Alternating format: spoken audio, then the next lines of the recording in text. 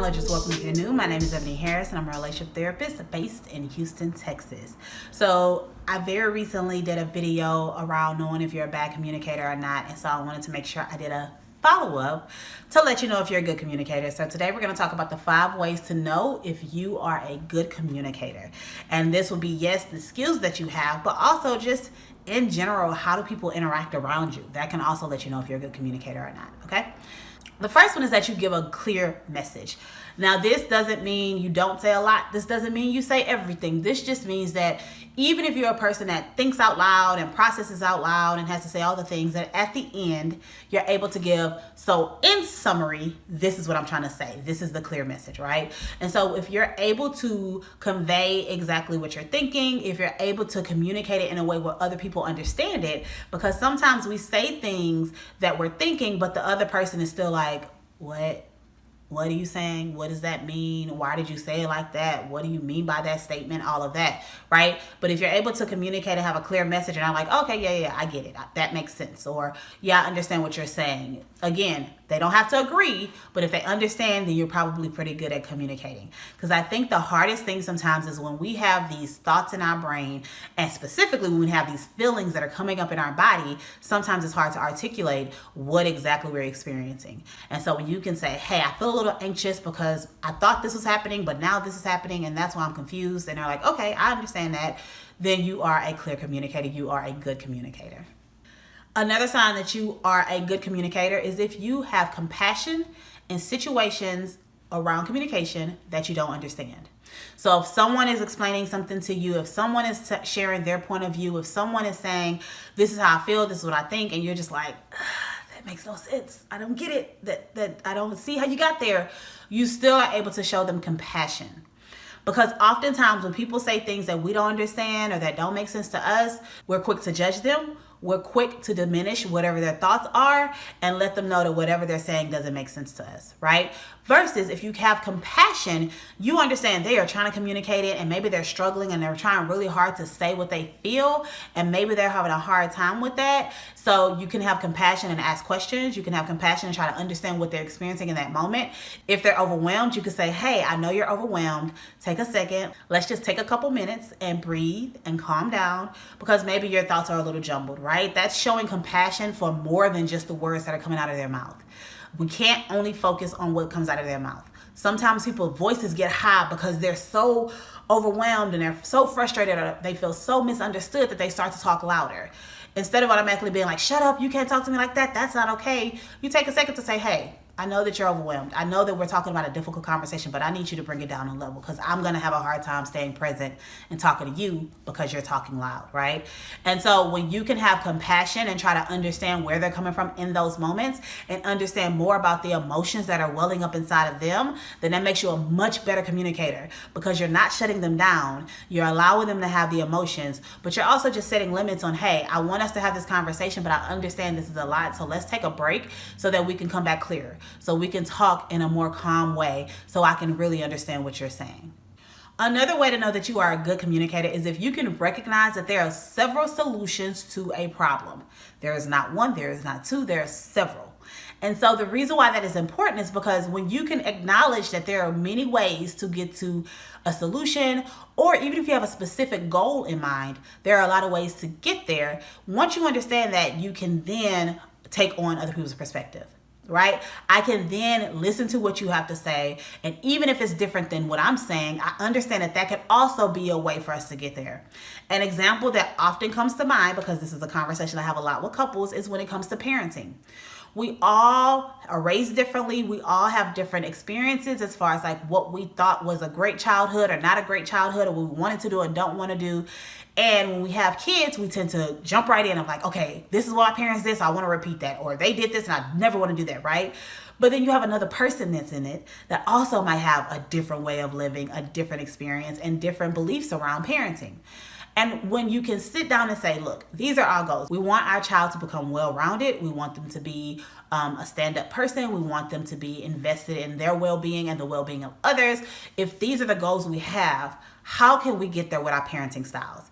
And while we may have two different styles, that does not mean that we can't use those together to create a parenting style that works to get us to the goals, right? If I said I want a child that's resilient, right? A child that can understand that obstacles come and go, but they can do better, they can grow, and they can achieve beyond whatever obstacles they face. If I want that child, one way could be to encourage them. Anytime they have an obstacle, you sit there, you talk them through it, and you help them understand, and you make sure they get like, hey, this is the goal, this is what we want for you, this is how we want to make sure that you understand that just because something hard happens doesn't mean you give up. Let's talk about it, let's process all this other stuff, right?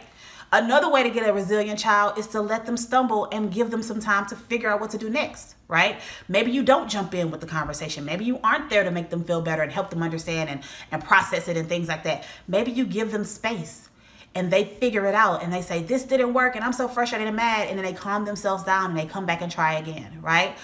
Both of those can lead to a resilient child. And so you have to be clear that there are different ways to do it. And when you can accept and believe that, then you can hear the opinions of other people, then you can understand their perspectives, and then you can work together to get the type of goal or solution that you're looking for. My favorite way to know that you are probably a good communicator, now I'm going to talk about the pros and cons of this, but the one way that you can find out if you're a good communicator is people want to share with you, right?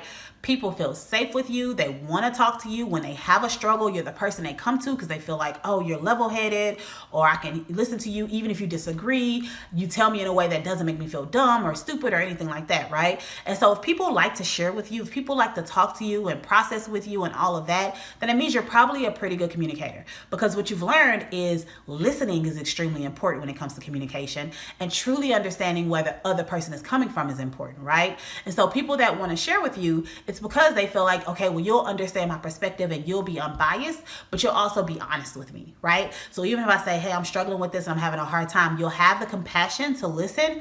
But if you say, you're kind of being hard on the other person, or that's not really fair, you can say that because they feel like, well, at least I know that you understand where I'm coming from, and you're not trying to just beat me up, or you're not trying to like just tell me how I'm wrong, that you're actually showing you get it. And you can give me some feedback that maybe I didn't think about, right? So another way for you to know if you are a good communicator is if people really enjoy communicating with you, they want to share with you, they reach out to you for advice, or they want to talk to you about the things they have going on. That means that you have been able to create safe spaces, and that means that they feel comfortable with you. Now, the con to that can be maybe you don't have good boundaries, right?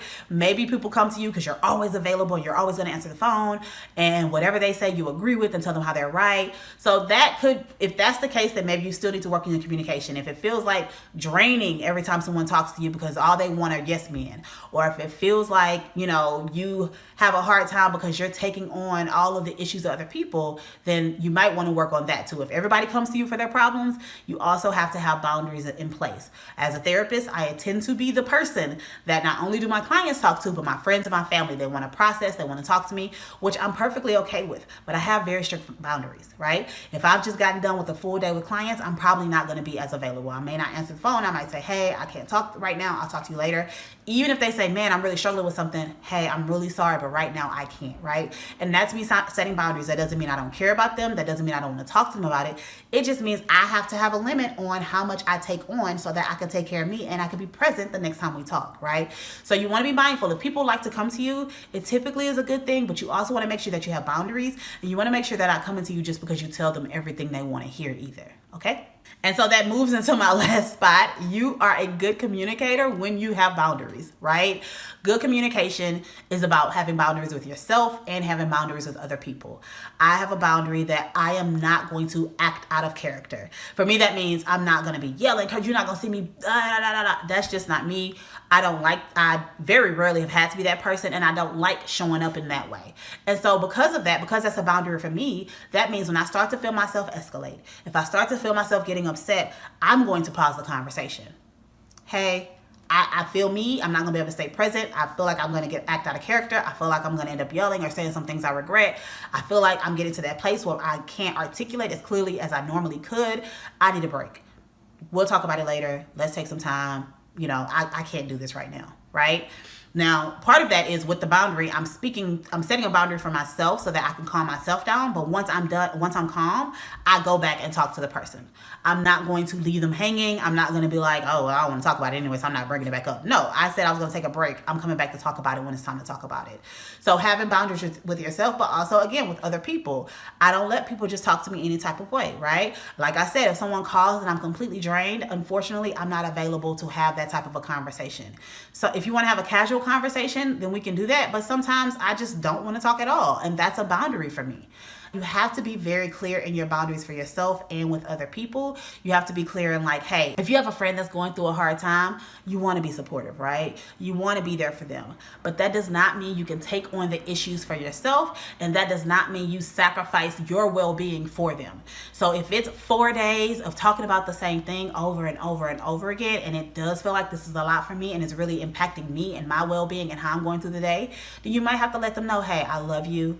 I really want to help you figure this out. Or I really want to be here for you with this, but tomorrow I'm probably not going to be available, right? I need to have some time to kind of rejuvenate so I can show up for you better.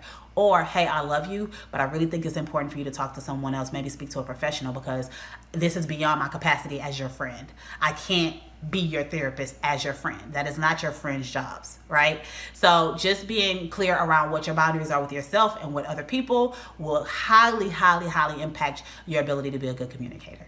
Okay, I hope that was helpful. Let me know if you have any questions around communication. I have a communication course for couples that is available. Well, it's for couples and individuals. I have a communication course available for couples and individuals that just want to improve their communication, that want to get better at how they talk to the people they care about so they can build long-lasting relationships. If you're interested in that, check it out. The link is in the comments below. And I appreciate you for watching. Feel free to like, subscribe, watch a previous video about communication. Watch the one about bad communication if you're interested. And I will talk to you next time. Thanks for watching. That's all. Bye.